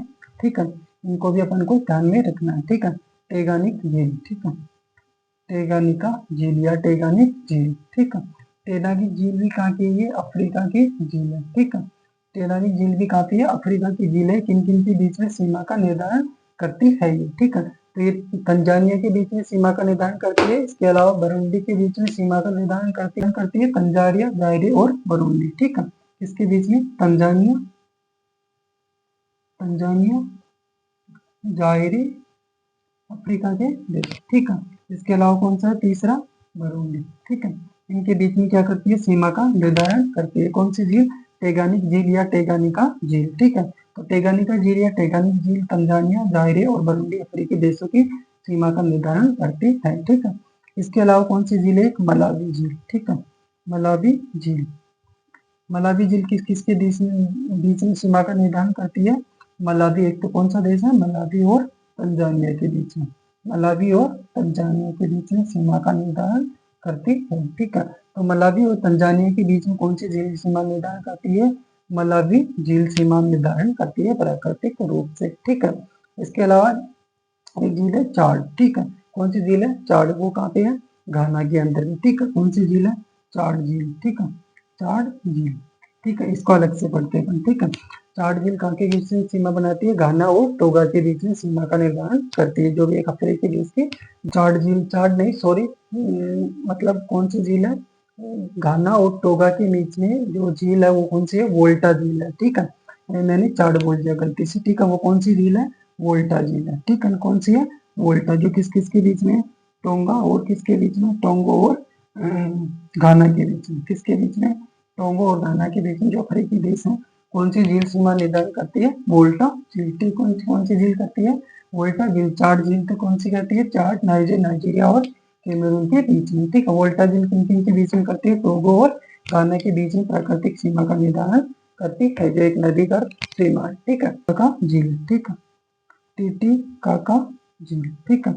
टीटीकाका झील कहाँ पे है, दक्षिण अमेरिका के अंतर्गत है, ठीक है। जो किस किस बीच में सीमा का निर्धारण करती है, बोलिविया और पेरू के बीच में, बोलिविया और पेरू के बीच में क्या करती है, सीमा का निर्धारण करती है प्राकृतिक रूप से, ठीक है। तो टीटीकाका झील अपन को ध्यान में रखना है, ठीक है। बोलिविया और पेरू के बीच में सीमा का निर्धारण करती है। इसके अलावा और भी झील है, जैसे कैस्पियन सागर झील हो, ठीक है। इसके अलावा और भी झीलें, अरल सागर हो गया, वो भी क्या करते हैं, प्राकृतिक सीमा का निर्धारण करता है विभिन्न देशों के बीच में, ठीक है। इसके अलावा कुछ डेजर्ट क्षेत्र भी है, सर्किट हो गया जैसे, ठीक है, वो भी क्या करते हैं, सीमा के निर्धारण करते हैं, उनके बारे में अपन जानेंगे, ठीक है। अब बात करते हैं कैस्पियन सागर, ठीक है। कैस्पियन सागर, कैस्पियन सागर किन किन देशों की सीमा का निर्धारण, बाउंड्री बनाता है, ठीक है। तो कैस्पियन सागर किन किन देशों के बीच में सीमा का निर्धारण करता है, ये कौन कौन से देश हैं, इनके बारे में जानते हैं, ठीक है। इनके लिए याद रखना अपन को, आर RATAI, ठीक है, ये याद रखना अपन को, RATKI, ठीक है। अर्थात 5 देशों के साथ क्या करता है, कैस्पियन सागर 5 देशों के मध्य प्राकृतिक सीमा का निर्धारण करता है, जो किस प्रकार की सीमा, एक कैस्पियन सागर अर्थात जल के माध्यम से प्राकृतिक रूप से सीमा का निर्धारण करता है, ठीक है। तो आर का मतलब क्या हो गया यहाँ पे, रूस, ठीक है, रूस, ठीक है। और ए का मतलब क्या हो गया यहाँ पे, अजरबैजान, कौन हो गया, अजरबैजान, अजरबैजान, ठीक है। टी का मतलब क्या हुआ है यहाँ पे, तुर्कमेनिस्तान, तुर्कमेनिस्तान, तुर्कमेनिस्तान, ठीक है। ये का मतलब क्या हो गया यहाँ पे, ये का मतलब क्या है, रूस, अजरबैजान, तुर्कमेनिस्तान, और के का मतलब क्या हो गया यहाँ पे, आई का मतलब क्या है यहाँ पे, ईरान, ठीक है, क्या है, ईरान, ठीक है। के का मतलब क्या है यहाँ पे, कजाकिस्तान, के का मतलब क्या है, कजाकिस्तान, ठीक है। के का मतलब क्या है यहाँ पे, कजाकिस्तान, ठीक है। तो इन 5 देशों के साथ जो प्राकृतिक सीमा का निर्धारण, मतलब इन 5 देशों के बीच में, जैसे रूस, अजरबैजान, तुर्कमेनिस्तान और अजरबैजान के बीच में तुर्कमेनिस्तान, और कजाकिस्तान के बीच में ईरान, और रूस के बीच में, ठीक है, इनके मध्य जो सीमा का निर्धारण करता है, बाउंड्रीज मतलब बाउंड्रीज बनाता है इनके बीच में, इन दो देशों को पृथक करता है सीमा के माध्यम से, वो कौन करता है, कैस्पियन सागर करता है, कौन करता है, कैस्पियन सागर, ठीक है। इसके अलावा बात करते हैं म्यूंज घाटी, ठीक है। कौन सी घाटी है, म्यूंज घाटी, ठीक, म्यूंज घाटी, ये भी कैसी सीमा है, प्राकृतिक सीमा का निर्धारण करेगी 2 देशों के बीच में, ठीक है। कौन कौन से देश है, एक तो बेल्जियम, कौन सा है, बेल्जियम, बेल्जियम, और कौन सा है, नीदरलैंड, ठीक है, नीदरलैंड, ठीक है। तो बेल्जियम और नीदरलैंड के बीच में जो सीमा का निर्धारण करता है वो कौन है, म्यूंज घाटी, ठीक है। इसके अलावा और भी क्षेत्र है कोई, कौन से, जैसे सर क्रिक, ठीक है, सर क्रिक, सर क्रिक किन किन के बीच में सीमा निर्धारण करता है? भारत और पाकिस्तान के बीच में। किस किस के बीच में? भारत और पाकिस्तान के बीच में, ठीक है। इसके अलावा बात करते हैं कच्छ का रण क्षेत्र, ठीक है, कौन सा क्षेत्र? कच्छ का रण।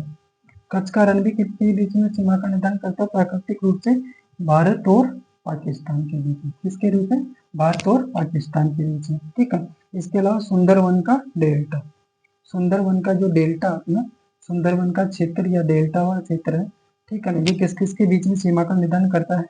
ये करता है भारत और बांग्लादेश के बीच में। किस किस के बीच में करता है? भारत और बांग्लादेश के बीच में, भारत और बांग्लादेश के बीच में, ठीक है। क्या करता है? सीमा का निर्धारण करता है, ठीक है। तो इनको भी अपन को ध्यान में रखना है, ठीक है। कौन सा? कैस्पियन सागर। कैस्पियन सागर कितने देशों के साथ आपस में सीमा निर्धारित करता है प्राकृतिक रूप से? जैसे ईरान और रूस के बीच में, अजरबैजान, तुर्कमेनिस्तान और कजाकिस्तान के बीच में सीमाओं का निर्धारण करता है, ठीक है। नंज घाटी किसके बीच में? नीदरलैंड और बेल्जियम के बीच में अपन को ध्यान में रखना, ठीक है। सरकरी किसके बीच में? भारत और पाकिस्तान के बीच में ध्यान में रखना। अपन कच्छ का रण किसके? भारत और पाकिस्तान। सुंदरवन किसके बीच में? भारत और बांग्लादेश के बीच में प्राकृतिक सीमाएं बनाता है। इस प्रकार अपन ने रचना के आधार पर जो 3 सीमाएं होती है उनमें प्राकृतिक सीमाओं का जिक्र कर लिया है, ठीक है। यहाँ से क्वेश्चन बनने की संभावना पूरी है। अब बात करते हैं अपन ज्यामितीय सीमाएं। ज्यामितीय सीमाएं कौन सी होती है? जो अक्षांश के माध्यम से, जैसे अक्षांश के माध्यम से कोई भी एक अक्षांश हो गया जो 2 देशों के या 2 राज्यों के बीच में सीमा का निर्धारण करता हो। देशांतर के आधार पर कोई भी एक देशांतर हो सकता है, तो उसके आधार पर सीमाओं का निर्धारण देखते हैं, ठीक है। आगे अपन ज्यामितीय सीमाएं, ठीक है, ज्यामितीय सीमाएं, ज्यामितीय सीमाएं, ठीक है। ज्यामितीय सीमाएं कौन सी होंगी? जो अक्षांश और देशांतर के आधार पर 2 राज्यों देशों के बीच में सीमा का निर्धारण करेंगे, ठीक है। किसके आधार पर होता है इसमें? अक्षांश और देशांतर के आधार पर, अक्षांश व देशांतर के आधार पर सीमाओं का निर्धारण होता है। उसे क्या कहा जाता है? उसे क्या कहा जाता है? ज्यामितीय सीमाएं कहा जाता है, ठीक है। अब इसमें बात करते हैं अक्षांश के आधार पर किन किन देशों के बीच में सीमाओं का निर्धारण होता है, ठीक है। अक्षांश जैसे 49 डिग्री नॉर्थ अक्षांश, ये ध्यान में रखना पड़ेगा, नॉर्थ है, साउथ है, ईस्ट है या वेस्ट है, ठीक है। तो 49 डिग्री नॉर्थ अक्षांश किस किन के देश में सीमा का निर्धारण करता है? यूएसए और कनाडा के बीच में। किस किस के बीच में करता है? यूएसए और कनाडा के बीच में कौन सी डिग्री अक्षांश बनता है? 49 डिग्री नॉर्थ अक्षांश यूएसए और कनाडा को क्या करता है? सीमा मतलब ज्यामितीय सीमा निर्धारित करता है, ठीक है। इसके अलावा बात करता हूँ 17 डिग्री नॉर्थ अक्षांश, ठीक है, 17 डिग्री नॉर्थ अक्षांश, ठीक है। ये किस किस के बीच में करता है? उत्तरी वियतनाम, ठीक है, उत्तरी वियतनाम और दक्षिणी वियतनाम, उत्तरी वियतनाम और दक्षिणी वियतनाम के बीच में जो सीमा निर्धारित होती है वो कैसी सीमा है? एक ज्यामितीय सीमा और कौन सी डिग्री करती है? 17 डिग्री नॉर्थ अक्षांश, ठीक है। इसके अलावा बात करता हूँ 38 डिग्री नॉर्थ अक्षांश, ठीक है। 38 डिग्री नॉर्थ अक्षांश किन किन के देशों बीच में बनाता है? उत्तरी कोरिया, कौन सा? उत्तरी कोरिया और दक्षिणी कोरिया के मध्य, ठीक है। उत्तरी कोरिया और दक्षिणी कोरिया के बीच जो ज्यामितीय सीमा होती है वो कौन सी है? 38 डिग्री नॉर्थ अक्षांश के माध्यम से बनती है। इसके अलावा बात करता हूँ 22 डिग्री नॉर्थ अक्षांश, कौन सा? 22 डिग्री नॉर्थ अक्षांश किन किन के बीच में है? ये है अफ्रीकी देश के अंतर्गत मिस्र और सूडान के मध्य। किस किस के बीच में? मिस्र और सूडान के बीच में ये सीमा बनती है, ठीक है। तो ये 4 अक्षांश अपन को मोस्ट इंपॉर्टेंट है, याद रखना, ठीक है।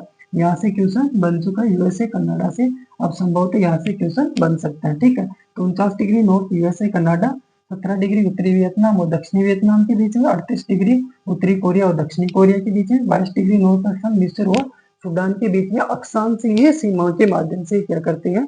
ज्यामितीय सीमा 2 देशों के बीच में सीमा का निर्धारण करती है, ठीक है। देशांतर, ठीक है, किसकी बात करते हैं? देशांतर के आधार पर ज्यामितीय सीमाएं, ठीक है। तो देशांतर में बात करता हूँ सबसे पहले 22 डिग्री पूर्वी देशांतर, कौन सा? 22 डिग्री पूर्वी देशांतर, ठीक है। ये किस किस के बीच में सीमा बनाता है? चाड जो अफ्रीका देश है, चाड और सूडान के बीच में, चाड और सूडान के बीच में जो सीमा का निर्धारण करता है ज्यामितीय सीमा, वो कौन सा है? 22 डिग्री पूर्वी देशांतर, कौन सा याद रखना पड़ेगा? पूर्वी देशांतर, ये ध्यान रखना। इसके अलावा 25 डिग्री पूर्वी देशांतर, कौन सा? 25 डिग्री पूर्वी देशांतर किस किस के बीच में सीमा बनाता है? मिस्र और किसके बीच में? लीबिया के बीच में। किसके बीच में? मिस्र और लीबिया के बीच में जो देशांतरीय ज्यामितीय सीमा का निर्धारण होगा दो देशों के बीच में, ठीक है, वो कौन सा होगा? 25 डिग्री पूर्वी देशांतर। कौन सा याद रखना? 25 डिग्री पूर्वी देशांतर मिस्र और लीबिया के बीच में, ठीक है। इसके अलावा बात करता हूँ मैं अमेरिका के ऊपर, ठीक है। अमेरिका की बात करें तो 141 डिग्री पश्चिम अर्थात वेस्ट, 141 डिग्री पश्चिमी देशांतर, ठीक है। किस किसके बीच में सीमा बनाता है? ये बनाता है अलास्का, ठीक है। किसके बीच में? अलास्का, यूएसए या कनाडा, ठीक है। अलास्का अलास्का यूएसए या कनाडा के बीच में क्या करता है? सीमा निर्धारित करता है। अलास्का को किससे अलग करता है? यूएसए या कनाडा से, या अलास्का किसके साथ? कनाडा और यूएसए से किसके माध्यम से अलग या पृथक होते हैं? 141 डिग्री पश्चिमी देशांतर के माध्यम से, ठीक है।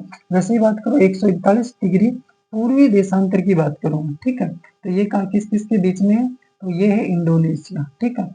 इंडोनेशिया इंडोनेशिया के बीच, इंडोनेशिया और पापुआ न्यू गिनी के बीच में, ठीक है।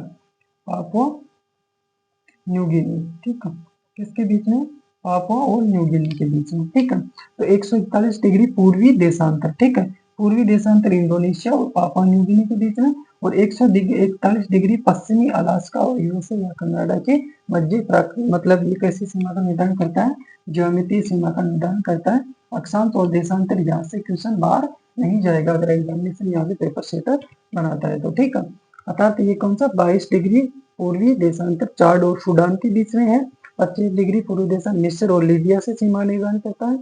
इसके अलावा 141 डिग्री पश्चिमी देशांतर कौन सा है? वेस्ट अर्थात अलास्का और कनाडा से सीमा का निर्धारण करता है। 141 डिग्री पूर्व इंडोनेशिया और पापुआ न्यू गिनी के मध्य सीमा निर्धारित करता है। किस प्रकार की सीमाएं हो गई है? ज्यामितीय सीमाओं के बाद में होटशोन के द्वारा जो दी गई थी आनुवंशिक सीमा, ठीक है, आनुवंशिक सीमा, ठीक है। अब बात करते हैं होटशोन, ठीक है। होटशोन ने सीमाओं का जो वर्गीकरण किया था, ठीक है, होटशोन ने किसके आधार पे किया था? उत्पत्ति या किसके आधार पे बताया था? उत्पत्ति या आनुवंश के आधार पे, ठीक है, आनुवंशिकी के आधार, ठीक है। आनुवंशिकी के आधार पे जो सीमाएं बताई थी होटसोन मोदी ने, ठीक है, कब बताई थी? 1936 के अंतर्गत, ठीक है। कब किया था इन्होंने कार्य? 1936 के अंतर्गत, ठीक है। कितने प्रकार की सीमाएं बताई थी? 4 प्रकार की सीमाएं बताई। किसने? होटसोन ने, ठीक है। कौन कौन सी सीमाएं? 4 प्रकार की, ठीक है। इधर जानते हैं अपन इनके बारे में, ठीक है। होटसोन मोदी ने, ठीक है। होटसोन की सीमाएं रचना के आधार पर बात करेंगे तो किस प्रकार की सीमाओं में शामिल करेंगे इनको? प्रजातीय सीमाओं के अंतर जो सांस्कृतिक विकास के आधार पे धर्म, जाति और भाषा के आधार पे निर्धारित होती है, ठीक है। होटसोन मोदी क्या करते हैं? उनका आधार क्या रहता है? उनका आधार क्या है? आधार क्या है? होटसोन मोदी ने जो सीमाओं का वर्गीकरण किया था, आधार क्या था इनका? भी क्या था? सांस्कृतिक विकास, ठीक है। क्या था? सांस्कृतिक विकास था, ठीक है। और नामकरण किस आधार पे किया है इन्होंने? नामकरण सीमाओं का किस आधार पे किया है इन्होंने? नदी प्रणाली के आधार पर, ठीक है। किस प्रणाली के आधार पे किया है? नदी प्रणाली के आधार पर इन्होंने क्या किया था? नामकरण किया था, ठीक है। 4 प्रकार की सीमाएं कौन कौन सी है? पहले फर्स्ट सीमा पूर्ववर्ती, ठीक है। कौन सी सीमाएं है? पूर्ववर्ती सीमा, ठीक है, पूर्ववर्ती सीमा। सेकंड कौन सी है? अनुवर्ती सीमा, ठीक है। कौन सी सीमा? अनुवर्ती है, इसको क्या कह सकते हैं? परवर्ती सीमा, ठीक है। क्या कह सकते हैं? परवर्ती सीमा। तीसरी सीमा कौन सी है? अध्यारोपित सीमा, ठीक है, अध्यारोपित सीमा। तीसरी सीमा कौन सी है? अध्यारोपित सीमा। चौथी कौन सी है? अवशिष्ट सीमा, ठीक है। कौन सी है? अवशिष्ट सीमा, ठीक है। अब क्या कहते हैं होटसोन मोदी? पूर्ववर्ती सीमा फर्स्ट, ठीक है। सेकंड कौन सी है? अनुवर्ती, ठीक है। थर्ड कौन सी है? अध्यारोपित। फोर्थ कौन सी है? अवशिष्ट। पूर्ववर्ती कौन सी है? किसी भी देश या राज्य के अंदर जो सांस्कृतिक विकास होता है उसके साथ ही जहाँ पे दो राज्यों के बीच में, देश के बीच में जो बाउंड्रीज बनती है, बाउंड्रीज का विकास होता है, उसे क्या कहा जाता है? पूर्ववर्ती सीमा कहा जाता है। ऐसा बताते हैं कि कनाडा और यूएसए के बीच में इसी प्रकार की सीमाओं का निर्धारण हुआ था जो सांस्कृतिक विकास के साथ ही हुआ है, ठीक है। अनुवर्ती सीमाएं, परवर्ती सीमाएं कौन सी होती है? जहाँ सांस्कृतिक विकास के बाद में सीमाओं का क्या हुआ? वहाँ पे अस्तित्व में आई है सीमाएं, वहाँ पे दो राज्य देश के बीच में अस्तित्व में आई है, उन्हें क्या कहा जाता है? अनुवर्ती सीमा। परवर्ती जो सांस्कृतिक विकास के अर्थात वहाँ की कल्चर, भाषा, संस्कृति, जाति, धर्म आदि की पनपने अर्थात उनके विकास के बाद में यहाँ पे इस प्रकार की सीमाओं का विकास होता है। कौन कहते हैं इसे? होटसोन मोदी कहते हैं, ठीक है। जैसे वही किसके बीच में? भारत और बांग्लादेश के बीच में, भारत और बांग्लादेश के बीच में, ठीक है। इसके अलावा बात करता हूँ भारत और पाकिस्तान के बीच में, भारत और पाकिस्तान के बीच में। इसके अलावा बात करूँ मैं जर्मन और फ्रांस के बीच में, किसके बीच में, जर्मन और फ्रांस के बीच में। इसके अलावा बात कर सकता हूँ फ्रांस और स्पेन के बीच में, किसके बीच में, फ्रांस और स्पेन के बीच में। ये इस प्रकार के देश है जहाँ पे क्या होता है, अनुवर्ती अर्थात सांस्कृतिक विकास के बाद में यहाँ पे क्या होता है, सीमाओं का निर्धारण या सीमाएं अस्तित्व में आती है देशों के मध्य। अध्यारोपित सीमाएं कहाँ पे स्थापित होती है, फोर्ट्स और मोदे कहते हैं कि जहाँ समान सांस्कृतिक, समान कल्चर, जाति, धर्म व्यवस्था होती है वहां पे इस प्रकार की सीमाएं निर्धारित की जाती है, या किसी देश के ऊपर जबरदस्ती सीमाओं का मतलब आरोपण किया जाता है तो इसे क्या कहा जाता है, अध्यारोपित सीमाएं कहा जाता है। ठीक है, जैसे उत्तरी कोरिया और दक्षिणी कोरिया के बीच में इस प्रकार की सीमाएं निर्धारित की गई है, जो अध्यारोपित सीमाएं। बात करें अवशिष्ट सीमाएं किस किस के बीच में होंगी, जैसे अवशिष्ट सीमाएं जो पहले अस्तित्व में थी वर्तमान में उनका अस्तित्व नहीं के बराबर ऐसी सीमाएं कौन सी होती है, अवशिष्ट सीमाएं होती है, जैसे जर्मन और पोलैंड के बीच में इस प्रकार की सीमाएं देखने को मिल जाएंगी। ठीक है, तो ये हो गई अवशिष्ट सीमाएं। ठीक है, इस प्रकार की 4 प्रकार की सीमाएं कौन बताते हैं, फोर्ट्स और मोदे बताते हैं। पूर्ववर्ती, अनुवर्ती, अध्यारोपित और अवशिष्ट प्रकार के सीमाएं कौन बताते हैं, फोर्ट्स और मोदे बताते हैं। ठीक है, बात करते हैं अपन सीमाओं के बारे में, जो बाउंड्रीज के बारे में अपन ने बात की थी। ठीक है, यहाँ तक की संकल्पनाएं अपनी जो भी मतलब नदीकर प्राकृतिक करते हैं किसी प्रकार की सीमाएं तो अपन ने पढ़ी है। ठीक है, यहाँ से क्वेश्चन बाहर जाने की चांसेस बहुत कम है, मतलब यहीं से पेपर सेटर का क्वेश्चन बनने वाला है। अब बात करेंगे अपन सीमांतक बाउंड्रीज के बाद में, इसी से जुड़ा हुआ कॉन्सेप्ट है सीमांत तथा फ्रंटियर क्या होता है। ठीक है, इसी का क्या भाग है, फ्रंटियर। ठीक है, फ्रंटियर क्या होता है और सीमा क्या होती है, इन दोनों में तुलना करते हुए अपन आगे पढ़ने वाले अपन। ठीक है, अब बात करते हैं अपन सीमांत के ऊपर, अर्थात फ्रंटियर क्या होता है। ठीक है, फ्रंटियर क्या होता है, फ्रंटियर अर्थात सीमांत शब्द फ्रंटियर का अंग्रेजी रूप क्या है इसका, फ्रंटियर, जो फ्रंट अर्थात जो लैटिन भाषा के शब्द से लिया गया। ठीक है, सीमांत क्या होता है, एक भौगोलिक क्षेत्र होता है। ठीक है, क्या होता है, एक भौगोलिक क्षेत्र, जबकि सीमा क्या था, एक तल था, क्योंकि एक लाइन नहीं थी दो राज्यों या देश के बीच में। ठीक है, सीमांत क्या होता है, एक क्षेत्रीय संकल्पना है, ये क्या है, क्षेत्रीय संकल्पना है जो कि अवस्थिति को बताता है। ठीक है, अतः इसका मतलब क्या है, भौगोलिक क्षेत्र का मतलब क्या है, सीमांत का मतलब क्या है, एक क्षेत्र है। ठीक है, क्या है, क्षेत्र है। ठीक है, जो क्या करता है, विस्तार अर्थात विस्तार के विरुद्ध क्या करता है, प्रतिरोधक शक्तियों को क्या करता है, तटस्थ करता है। ठीक है, अर्थात दो राज्यों के मध्य, ठीक है, दोनों राज्यों की अपनी अपनी शक्तियां, अपनी अपनी संप्रभुता होती है। ठीक है, तो सीमांत क्या करता है, एक भौगोलिक क्षेत्र या राज्य का जो विस्तार होता है। ठीक है, तो उस विस्तार के विरुद्ध प्रतिरोधक शक्ति के रूप में, अर्थात एक राज्य का विस्तार कहाँ तक है, ठीक है, उसकी सीमाएं अर्थात वहाँ का क्षेत्र का विस्तारित रूप कहाँ तक है। ठीक है, उसकी अंतिम सीमा तक। ठीक है, उसकी दूसरी ओर क्या है, दूसरा राज्य है, तो उसका वहाँ पे क्या होगा, उसका अंतिम अर्थात अगर प्रदेश होगा। ठीक है, उन दोनों के बीच में जो प्रतिरोधक शक्ति है उस विस्तारित रूप में आगे विस्तारित ना हो। ठीक है, अपने अपने स्थान पर शक्तियों को क्या करता है, तटस्थ करता है, उसको क्या कहा जाता है, फ्रंटियर या बाउंड्री, मतलब फ्रंटियर या सीमांत कहा जाता है। ठीक है, इसके ऊपर कार्य करने वाले कौन थे, सबसे पहले तो जो बाउंड्रीज के ऊपर सर्वप्रथम कार्य किए थे रेडजन मोदे, उन्होंने ही किसके ऊपर कार्य किया था, सीमांत के ऊपर कार्य किया था। ठीक है, रेड जेल मोदे। ठीक है, कौन थे, रेड जेल मोदे। ठीक है, किसके ऊपर कार्य किए थे सर्वप्रथम, इसके ऊपर मतलब फ्रंटियर या सीमांत के ऊपर कार्य किया था। ठीक है, सीमांत के ऊपर कार्य करने के ऊपर, ठीक है, रेड जेल मोदे क्या कहते हैं कि सीमांत क्या होते हैं, वास्तविक होते हैं। क्या होते हैं, सीमांत क्या होते हैं, वास्तविक होते हैं, जबकि सीमा होती है, सीमा बाउंड्रीज, वो क्या होते हैं, सीमांत का ही एक संक्षिप्त रूप। ऐसा कौन कहते हैं, रेडजल मोदे कहते हैं, अपन को ध्यान में रखना है। ठीक है, रेडजल क्या कहते हैं, सीमांत क्या होते हैं, वास्तविक होते हैं। क्या होते हैं, वास्तविक। सीमांत क्या वास्तविक है, जबकि जबकि जबकि जो जबकि सीमा क्या है, जबकि सीमा क्या है, सीमा क्या है, इसका संक्षिप्त रूप। सीमा क्या है, इसका संक्षिप्त रूप, किसका, सीमांत का, फ्रंटियर का क्या है, संक्षिप्त रूप है। ठीक है, ऐसा कौन कहता है, रेटजेल मोदे कहते हैं, जो क्या कहते हैं, पॉलिटिकल ज्योग्राफी के पिता। ठीक है, रेटजेल मोदे क्या कहते हैं, सीमांत क्या है, वास्तविक है।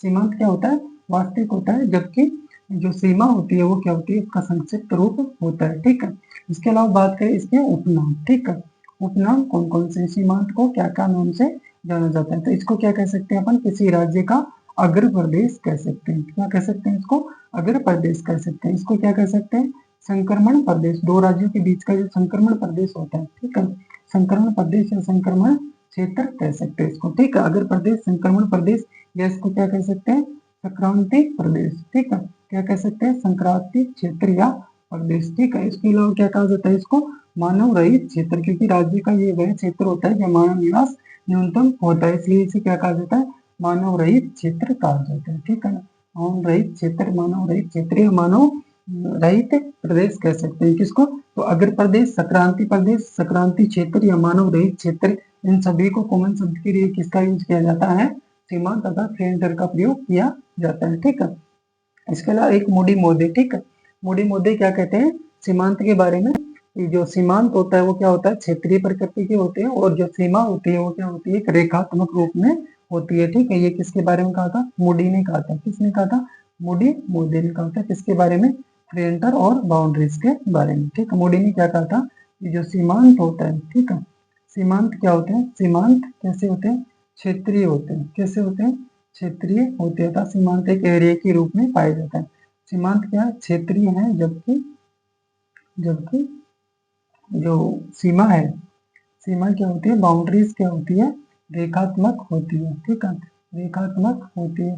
वैसे बाउंड्रीज रेखात्मक नहीं होती, ठीक है, रेखात्मक है, लेकिन कौन कहता है, मूडी मोदी अपने डेफिनेशन के अंदर क्या कहते हैं, सीमांत क्या कहते हैं, सीमांत क्या एक क्षेत्रीय है, जबकि सीमा क्या है, रेखात्मक होती है, ऐसा कौन कहता है, मूडी मोदे कहते हैं, ठीक है, कौन कहते हैं, मूडी मोदे कहते हैं, ठीक है, किसके, क्रिस्टोफ मोदे, ठीक है, क्रिस्टोफ मोदे क्या कहते हैं, ठीक है, किसके बारे में, फ्रेंटर के बारे में, ठीक है। और क्रिस्टोफ मोदे की डेफिनेशन महत्वपूर्ण है इसमें। क्रिस्टोफ क्या कहते हैं, फ्रेंटर तथा सीमांत के बारे में क्या कहते हैं कि राज्य का ये क्या है, प्रारंभिक बिंदु नहीं है, क्या अर्थात प्रारंभिक बिंदु या कुछ नहीं है, जबकि ये क्या मतलब राज्य का ये अंतिम बिंदु, अर्थात ये अगर भाग हो तो जो राज्य का अगर भाग है, सीमांत है, ये अंतिम बिंदु नहीं है राज्य का, जबकि ये प्रारंभिक भाग ऐसा भाग है जहाँ ज्ञान की रोशनी फैलाने वाला प्रारंभिक भाग है राज्य का।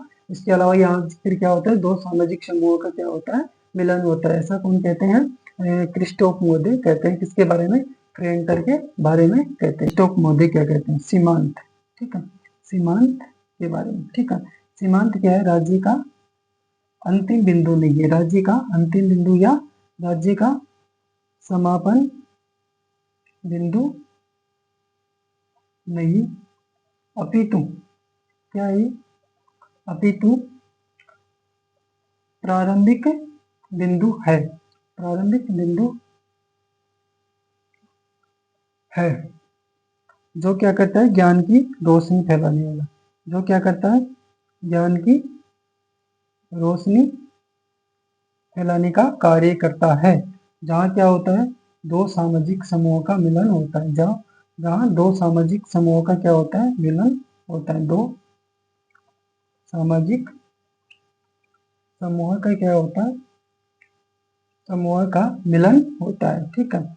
ये डेफिनेशन सीमांत के बारे में कौन कहते हैं, क्रिस्टोफ मोदे कहते हैं। क्रिस्टोफ क्या कहते हैं, क्रिस्टोफ कहते हैं कि सीमांत क्या होता है, राज्य का ये समापन बिंदु नहीं है, अपितु क्या है, ये प्रारंभिक बिंदु है जहाँ ज्ञान की रोशनी फैलती है, जहाँ ज्ञान की रोशनी दो सामाजिक समूहों का मिलन होता है, उसे क्या कहा जाता है, सीमांत पर कहा जाता है, अगर प्रदेश कहा जाता है, फ्रेंटर कहा जाता है, ऐसा कौन कहते हैं, क्रिस्टोफ मोदे कहते हैं, ठीक है। तो ये तीन डेफिनेशन रेटजल मोदे क्या कहते हैं, सीमांत वास्तविक है, जबकि जो सीमा होती है उसका क्या होता है, संक्षिप्त रूप होता है, ठीक है।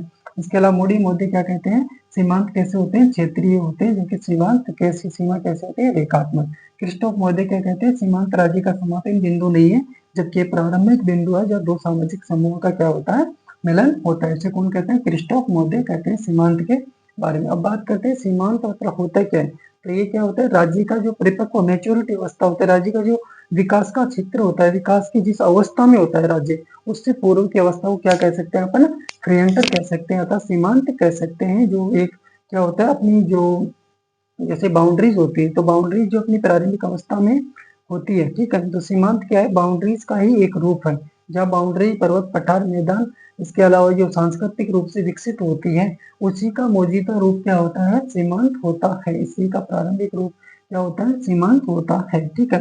तो सीमांत की विशेषताओं की बात करते हैं, सीमांत होता क्या है, जैसे सीमाएं क्या थी, सीमाएं कृत्रिम हुआ करती थी, ठीक है, केंद्रीय शक्ति के रूप में कार्य करती थी, ठीक है, रेखात्मक नहीं होती थी। कैसी होती थी रेखाएं? ये कैसे होती थी? तल के रूप में, एक केंद्रीय शक्ति के रूप में, आपके अर्थात अभिकेंद्रीय शक्ति के रूप में कार्य करती थी, जहाँ राज्य की प्रभु सत्ता में परिवर्तन होने पे बाउंड्री में परिवर्तन होता था, ठीक है। क्या ऐसा सीमांत के साथ होता है? ये बात अपन विशेषताओं में देखते हैं, सीमांत की विशेषताओं के अंतर्गत जानते हैं, ठीक है। विशेषताओं, ठीक है, विशेषताएं, ठीक है, सीमांत की विशेषताएं क्या होती है, ठीक है। तो सीमाएं क्या होती है? सीमांत क्या होता है? सीमांत क्या होता है? क्षेत्रीय होता है। कैसे होता है? क्षेत्रीय होता है, ठीक है। सीमांत कैसा होता है? क्षेत्रीय होता है, ठीक है। एक क्षेत्र के रूप में राज्य के अग्रभाग में विस्तारित होता है, तो क्षेत्रीय होता है। सीमांत कैसा होता है?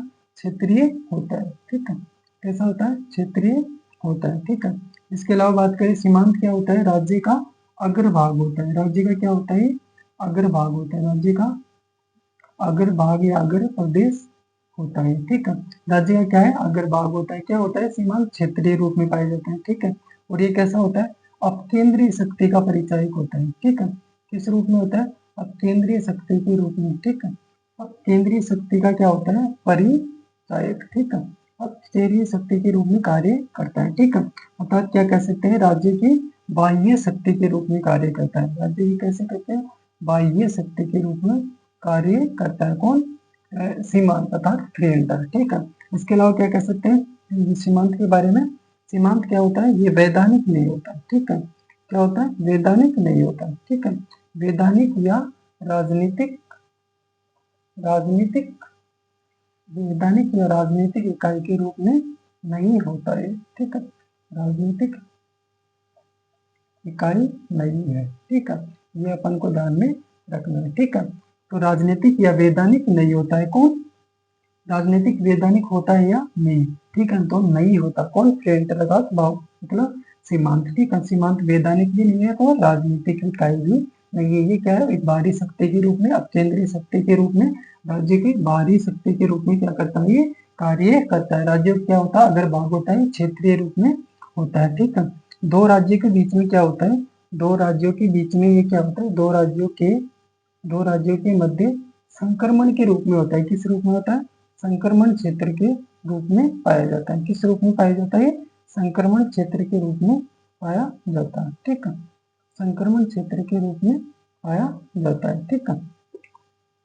कौन? सीमांत तथा फ्रेंटर, ठीक है। तो फ्रेटन की विशेषताएं क्या क्या हो गई? क्या होता है? ये क्षेत्रीय होता है, राज्य का अग्रभाग होता है, अब केंद्रीय शक्ति के रूप में कार्य करता है, जबकि सीमा बाउंड्री किस रूप में कार्य करती थी? अभिकेंद्रीय रूप में।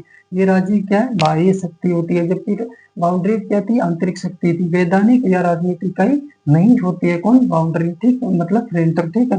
राज्यों के मध्य कैसे रूप में कार्य करता है? संक्रमण के रूप में कार्य करता है, ठीक है। और ये क्या है? राज्य की परिपक्व अवस्था का पूर्व का तत्व होता है, ठीक है। राज्य की परिपक्व अवस्था से पूर्व का तत्व है ये, ठीक है। राज्य के परिपक्व, ठीक है, परिपक्व से पूर्व का तत्व, ठीक है, क्या है? सीमांत है। ऐसा कौन? विशेषता किसकी है? प्रकृति किसकी है? सीमांत की, ठीक है। तो सीमांत क्या है? क्षेत्रीय अग्रभाग परिचायक होता है, अपकेंद्रीय शक्ति के रूप में इस प्रकार से कार्य करता है। जो राज्य का क्या होता है? एक अग्रभाग होता है। इसके ऊपर कार्य करने वाले कौन थे? रेटजेल मोदी थे। तो इस प्रकार आप आज के सेशन में अपन ने जाना है सीमा अर्थात बाउंड्रीज क्या होती है, बाउंड्रीज की विशेषताएं क्या है, प्रकार क्या है, ठीक है। किस किस प्रकार की बाउंड्रीज, किस प्रकार की प्राकृतिक ज्यामितीय और सांस्कृतिक किस प्रकार की सीमाओं का निर्धारण किया गया है, ठीक है। इसके बारे में जाना था ना सीमांत अर्थात फ्रेंटर के बारे में जाना। फ्रेंटर क्या होता है? फ्रेंटर की डेफिनेशन, ठीक है, किस प्रकार का दी गई, जिसमें क्रिस्टोफ मोदे की और मूडी मोदे की अपन को ध्यान में रखनी है। रेटजेल मोदे की भी डेफिनेशन ध्यान में रखनी है, ठीक है। बात की फ्रेंटर की मतलब विशेषताओं की, तो विशेषताओं को अपन में ध्यान में रखना है, ठीक है। अब इस टॉपिक से एक क्वेश्चन आरपीएससी द्वारा पूछा जाएगा, जो यहाँ से क्वेश्चन बनने की पूरी संभावना रहेगी। तो मिलेंगे अगले सेशन के अंतर्गत ऐसे ही कुछ टॉपिक के साथ। तो थैंक यू, धन्यवाद दोस्तों। जय हिंद, जय भारत, जय देव।